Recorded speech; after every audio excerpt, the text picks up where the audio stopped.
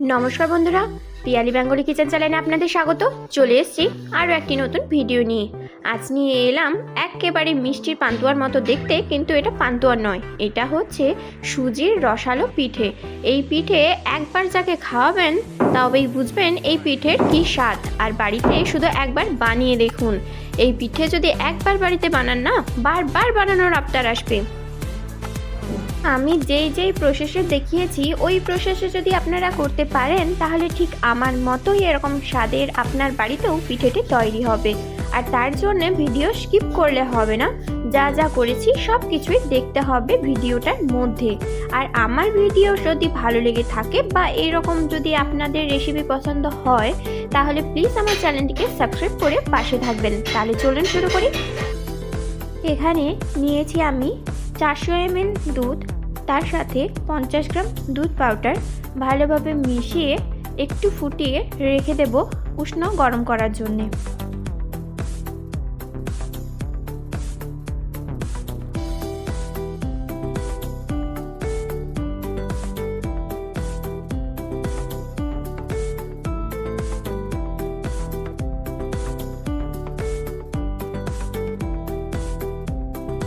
অপরদিকে 2 চামচ মতো ঘি দিয়ে 300 গ্রাম সুজি বেশ ভালোভাবে লাল লাল করে ভেজে নিতে হবে।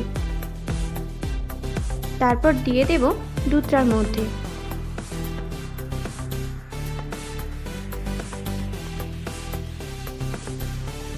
আর দেব সামান্য লবণ।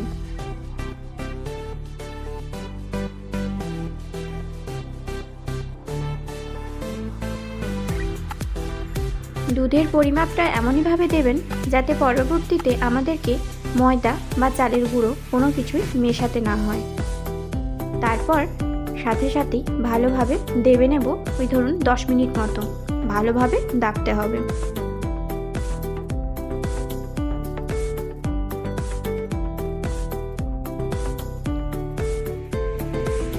অপরদিকে আমি দিয়ে দিচ্ছি কাজু, আমন্ড, বাদাম, তার সাথে নারকেল কোড়া, পাউডার মিল্ক, আর দিচ্ছি এলাচ 4টে, একটু জল।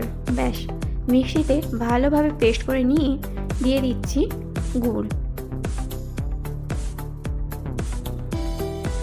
তারপর নেড়ে চেড়ে এটা যখন একদম শুকনো শুকনো হয়ে আসবে, দেখুন প্যানে আর লাগছে না, তখনই বুঝতে নিতে হবে যে এটা একেবারে রেডি। এটাকে নামিয়ে রেখে দিতে হবে। অপরদিকে আমি কড়াইতে নিচ্ছি 1.5 বাটি বড় বাটির জল, তার সাথে 250 গ্রাম চিনি দিয়ে এলাচ দিয়ে বেশ খানিকক্ষণ ফোটাতে হবে চিনি সিরাপ বানানোর জন্য। তারপর যখন এইভাবে আঠালো বা চিটচিট করবে তখনই বুঝবেন এটি একেবারে তৈরি। আর এটা যাতে একদম মোটা মোটা না হয়ে যায় তার জন্য দিয়ে দিচ্ছি আমি লেবুর রস। এবার দেখুন হাতে সামান্য একটু ঘি নিয়ে আমি ঠিক যেইভাবে শেপ দিচ্ছি আপনারা ওইভাবেই করবেন।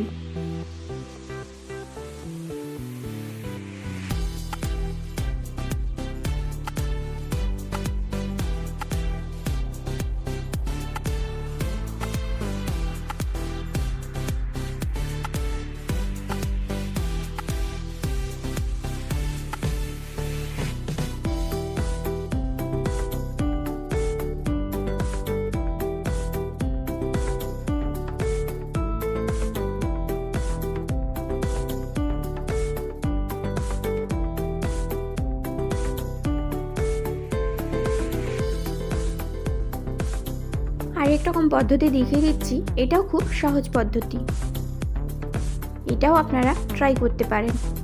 আর দিলে পিঠাটিকে দেখতেও খুব সুন্দর লাগে।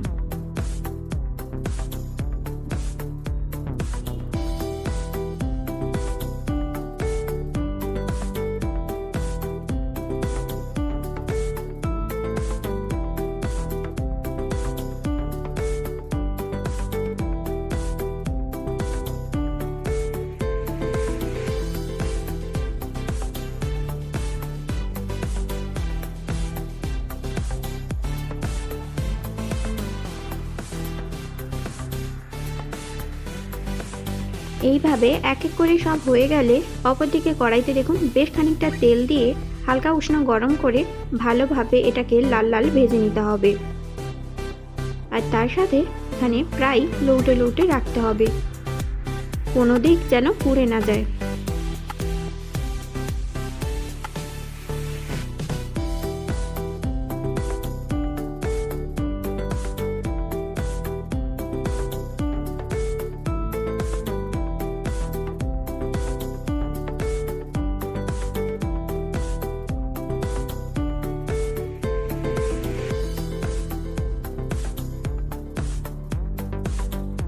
তারপর যখন লাল লাল হয়ে আসবে তখন এটাকে তুলে রাখতে হবে।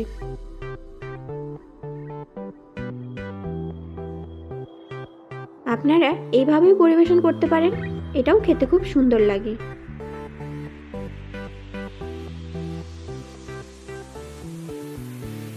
আর যারা মিষ্টি খেতে খুব ভালোবাসো তারা এই পিঠেটা একবার খেলে কোনোদিনও ভুলতে পারবে না, কথা দিলাম। এবার সবগুলো ভেজে তুলে রেখে দিচ্ছি। তারপর এটার মধ্যেই দিয়ে দেব সেই মিষ্টির রসের সিরাপটা, দিয়ে এটাকে রেখে দিতে হবে 7-8 ঘন্টার জন্যে। দিলেই দেখবেন এই চিনির রসটা ওই পিঠেগুলোর মধ্যে খুব সুন্দরভাবে ঢুকছে আর স্বাদটাও অসাধারণ লাগছে। আপনারা মিষ্টি খাচ্ছেন না পিঠা খাচ্ছেন, বা আপনাদের বাড়ির অতিথিকেও যদি বানিয়ে দেন, সে ধরতে পারবে না যে এটা কী দিয়ে তৈরি করেছেন। সেই জন্যেই বাড়িতে ট্রাই করুন আজই।